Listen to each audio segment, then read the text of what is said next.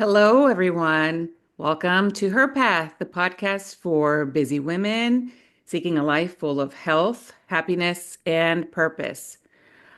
I was thinking about some of the topics that were really important for us to discuss, and something that kept coming to mind was, I'm sure, something that we've all felt multiple times, endless amounts of times, that keeps us from achieving some of the things that are super, super important to us. And that is that thought, fuck it. When your mind tells you fuck it, or when you want to say fuck it. And this is in regards to so many things. I was thinking about diets and healthy eating and lifestyle changes. And I know a lot of us have gotten to the point where when we're not seeing results, it's not coming fast enough. We're feeling deprived. We just want to say, fuck it. Or other situations I know that I've been in when in a relationship, sometimes a relationship can become complicated or it requires work. It just doesn't happen easily. And you feel like maybe you are putting a lot of work in it, and is it really worth it for you? And with regards to that relationship, sometimes you just want to say, fuck it. Or it's also happened to me with projects that I was really inspired to start. I don't know if you've ever started things and were really motivated and really excited about whatever project it was. I could name hundreds of projects for me, playing the guitar, learning a new language, some kind of arts and crafts thing that I was like really inspired to do. And then for whatever reason, I don't make the time for it. I get stuck on a part that it's just challenging for me to get past. I put it off, and it gets to the point where I just say, fuck it. That's it. But there are some times when you do need to say, fuck it. And that is a perfectly healthy and wonderful way to set a boundary for yourself, to protect yourself, to move on, to get yourself out of an overwhelming situation that may not be healthy. But I would say for me, the majority of the time when I want to say fuck it, or when I've actually done it, it has been for something that was really important to me, something that I was really wanting to achieve, and something that I regretted after abandoning it. So why do we do that? Why do we want to abandon, jump ship, stop when it gets hard with regard to anything? I'm sure you can think of a million things that you have just gotten to the point where you just wanted to abandon it and just to say, screw it, that's it. And a lot of the times it is because we don't have set a kind of idea or structure of what we're trying to attain. We don't set realistic expectations for ourselves for when it comes to those things. So I don't know. I wanted to chat with my success squad to kind of tackle this because I feel like this is something that is so common, and it just leaves us floundering when it comes to reaching some things or accomplishing some things that are really important for us, and leaves us full of regret whenever we do abandon some of these things that are important to us. Yes, for sure. I think it's pretty normal. I think it's a sign that you're human. And I also think it's a sign that you just need to pause and take a deep breath. Maybe ask yourself, what am I feeling right now? What do I need? I think we've lost sight of what we're doing in the first place. So maybe connecting with your deeper why. Why is this important? Why did I start this in the first place? And just getting really, really curious. Sometimes I think it comes from pushing or burnout. So just, I think it's an opportunity to get really curious with yourself. I don't think it's a bad thing. I think it's completely normal. How about you, Elise? What do you think? Yeah, I agree that it's very normal. So our minds are always trying to protect us, right? So our mind wants us to be comfortable. Our mind wants us to be safe.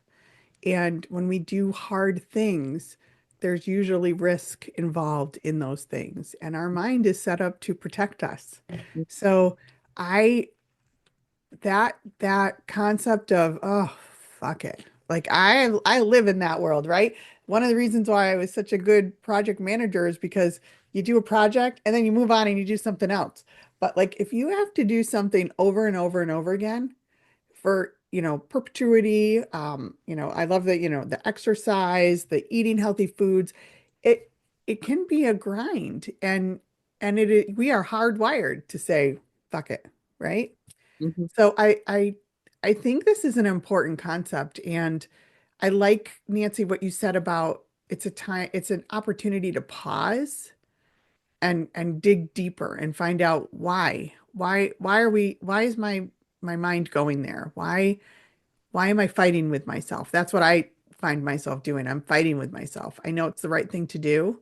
I write a blog every week as part of my business, and there are times when I go to this cafe and I get my coffee with my laptop and I sit down to write, and I'm like, oh, fuck it. Like there's nothing in me. Like, and there's never ending topics, and I know I'm good at it, and I know it's important for my clients and for my business. But that opportunity to pause and go deeper. Well, why do I feel this way? And what does this mean? And how can I work around that? Because I think to your point, Gabby, it's important for us to acknowledge it, but then move on because it's usually stuff that's really good for us. Right. I sometimes I notice myself feeling this way more when I'm depleted, when it's been a grind or I'll give you an example. Like after a long day of work, coming home, making dinner, and then, the 7-year-old doesn't like what you made to eat and is like, I don't want that. I don't want to eat that. Can I have some jelly beans instead? And so, there have been many, many times when I just said, yeah, just go ahead, have your jelly beans and have the chocolate milk, and that's going to be your dinner. And sometimes that comes from a place, kind of like a self-care place of compassion, because that is not a battle at that time that is so monumental that I really have to tackle. She's going to be fine, and she will eat veggies and proteins at some point, and it's okay. You can go ahead and have your jelly beans and I'm not going to make anything else. The kitchen is closed now, and so it's okay. It's not a big deal.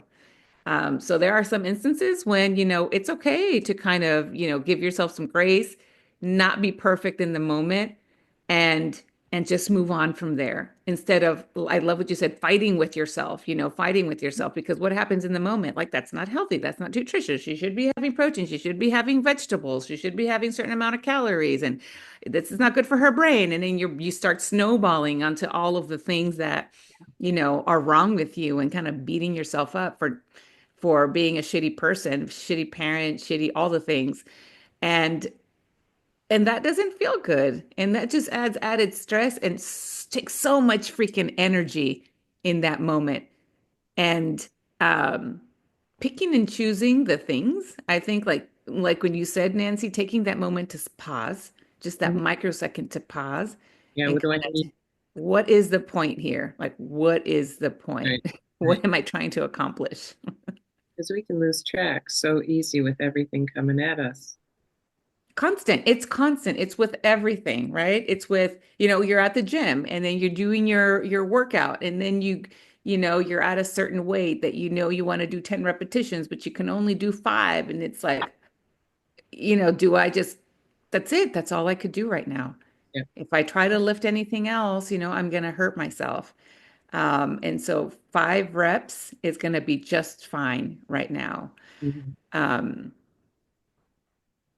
It's better than nothing. And I think there's a balance around.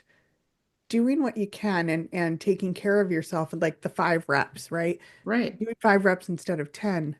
But then there's also the slippery slope of just letting yourself off the hook. Right. So, Right.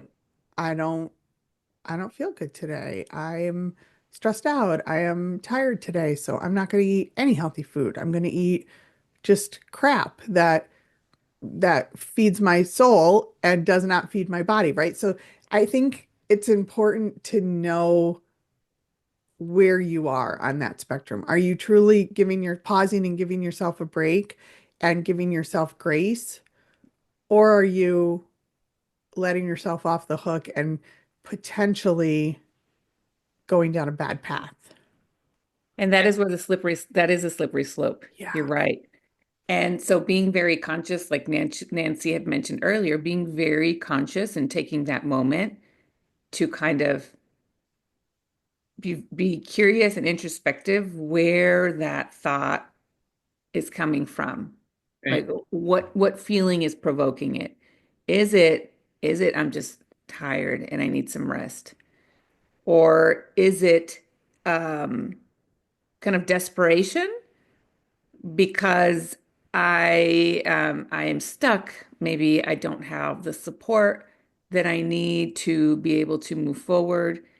Um, I think maybe that I have lack of knowledge on how to, move on or progress or change things or make it better. Or I don't have a structure in place for myself to like a guide to follow. So making kind of adjustments for situations that I may be weaker in or situations where I may not be able to function in my full capacity or in situations where I may be stuck or plateaued or regressing instead of moving forward. So having a kind of like a curriculum for yourself in these things is really important. And you can apply it to anything, even to relationships. There was a point where Juan is my husband, we've been together for I think like 20, I want to say 27 years. My mental math is getting worse and worse by the minute. But anyways, when we were both kind of in our relationship, we both went we would make lists. I know it sounds super unsexy. It sounds very not spontaneous. It doesn't sound very hot. But we were having a mismatch in our wants, our needs, our communication, all that. And so and it was his idea. He's an engineer, by the way. So he's a very logical person, and I'm all over the place, kind of scattered and just, super, very emotional. And so we made lists of some of the things that we thought were could use improvement. And I was very resistant to it at first. I was like, there's nothing wrong with me. There's nothing I need to fix. Everything is you're the problem. Of course, they're always a problem, right?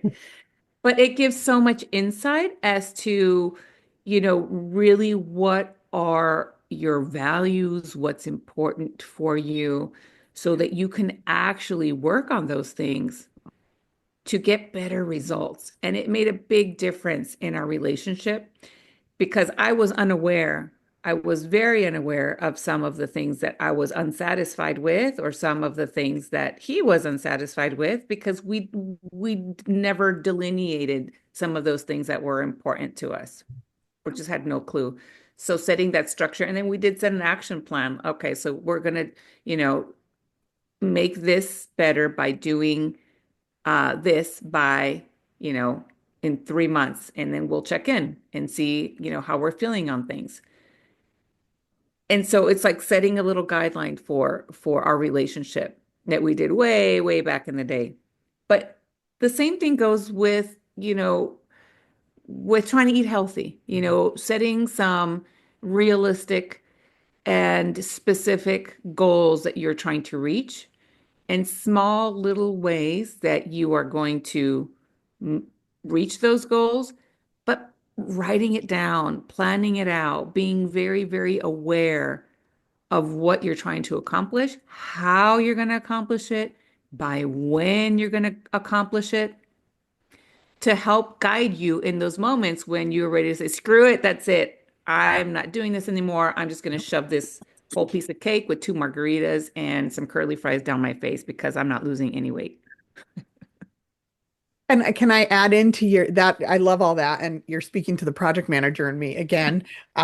Setting a plan, what's the result, what's the timeline, but also knowing your why for each one of these, right? So when I get to that cafe and I'm sitting there in front of my laptop and I'm like, oh, I have to go back to my why. Like, why am I doing this? Because my clients need this, because the people who follow me need this. It is my free gift to the universe of, here are my thoughts, here's what's worked for me. And it's really important. It's an important cornerstone of my business. And remembering that why can help bring a little bit of motivation back in, right? Um, you know, for me, silly, but I keep a picture on my phone of when I was at my favorite weight. Um, and when I don't want to eat well or I don't want to cook dinner, I'm on a thing about like, why do I have to cook dinner every day for my entire life? But I use that picture, like, what's my why? What's my why? Like, we're not going to order takeout and we're going to have dinner because I want to get back to where I was. So I often tell my clients, let's spend some time understanding your why and harnessing the passion around your why, whatever that is, and then using that in those times when you just feel like fuck it, right? And again, once in a while, it's okay to say fuck it, right? We don't want to there needs to be grace in this world. But remembering the why is such an important piece of it for me anyways. Right. And I'm a visualizer and a feeler. So I love to take a couple minutes to close my eyes and just really get into that space when it's already done. And I just Yeah. like to feel what that feels like Yeah. for sure. Plus, I think, when you're getting too many buckets, I think that's when it's a clue to reach out for support. Yeah. Have a That's a coach really or good friend point. to just bang some ideas around with. Right? It's wonderful to have your support team, your success squad around you. And it's also wonderful to have a coach. People really don't, I think, acknowledge the fact how important coaching can be for helping you get unstuck in any situation that you are dealing with. And I wasn't familiar with coaching, before the pandemic. Um, but it has made a big difference in really helping me figure out how to get in touch with some of those internal conversations that I have with myself over and over and really dismantling them and really figuring out how to change that internal dialogue to one that really helps me kind of move forward in ways that are important to me. And then another thing you had mentioned, Elise, and Nancy, you did too, about um, that sometimes it is definitely okay to have your moments of getting off plan, or the moments when you do just kind of fuck it all, and having grace and compassion with yourself, because we are so stuck on perfection, on perfection. And I see it all the time. I mean, as a primary care doctor, every day, I do coaching on all of the things related to lifestyle. And sometimes really focusing on perfection when you're not perfect just leads to a paralysis of doing nothing at all. Because I'm bad. I always hear that, hey, doc, I've been bad. I've been bad since I last saw you. You're not going to be happy with me. You're going to yell at me. And I never yell at anyone. I don't know why people always assume the doctor. I mean, if you have a doctor that yells at you, you need a new doctor, by the way.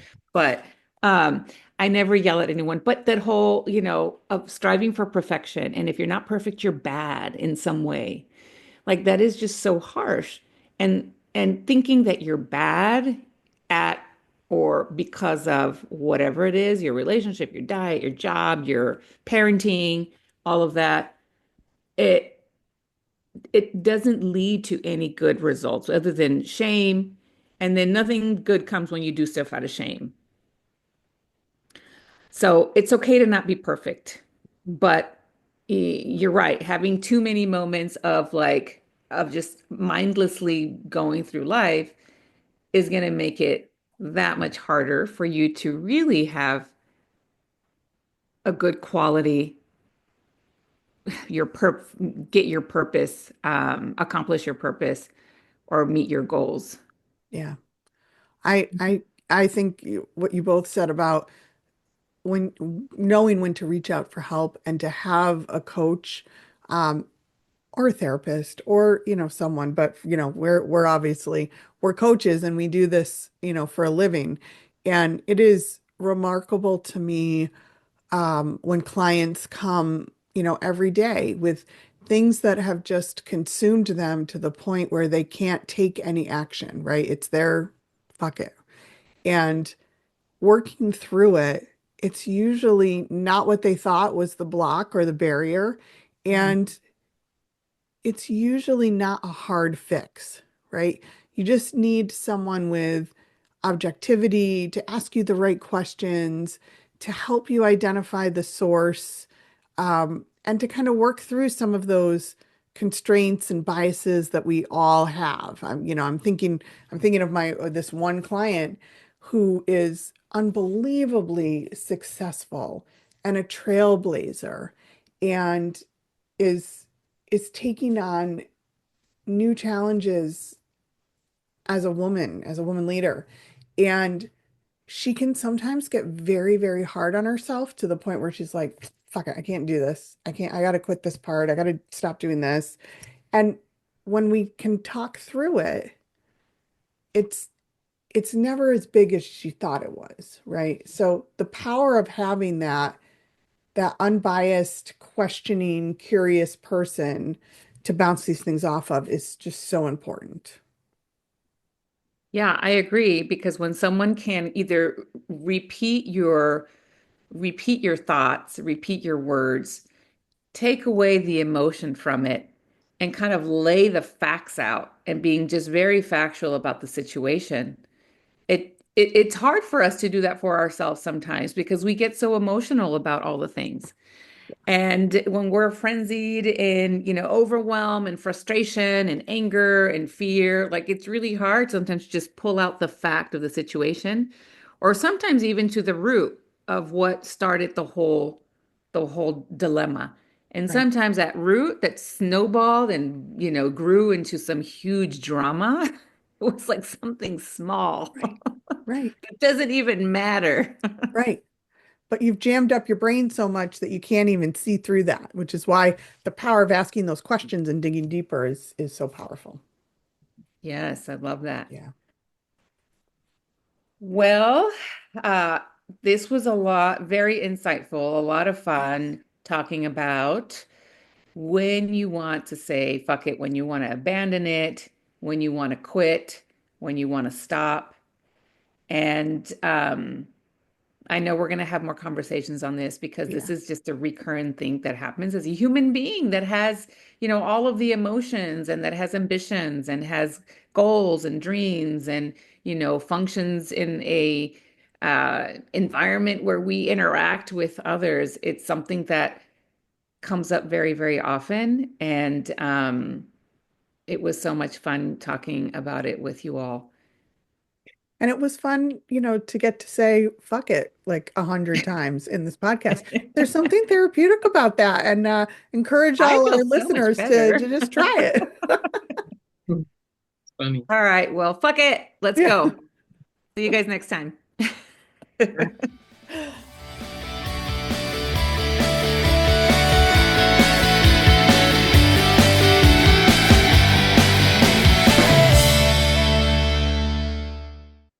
Hey, one more thing before we leave. This podcast is for informational and entertainment purposes only. We are certified professional coaches, but this broadcast is not a substitute for medical or psychological advice. Okay, thanks for listening. See you next week.